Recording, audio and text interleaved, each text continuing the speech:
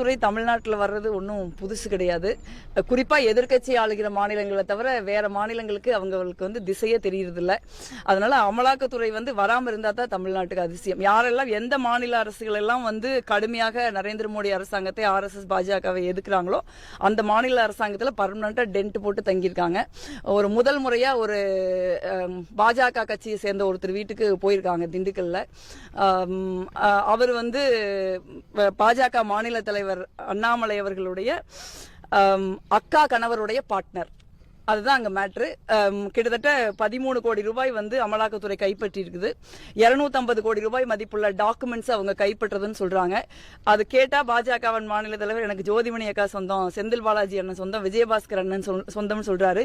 நான் கேட்கிற ஒரே கேள்வி, 250 கோடி ரூபாய் டாக்குமெண்டோடவும் 13 கோடி ரூபாய் பணத்தோடும் பிடிபட்டு இருக்கிறார் உங்க அக்காவின் கணவருடைய பார்ட்னர் இருக்கார். அவரு உங்க அக்காவின் கணவர் உங்களுக்கு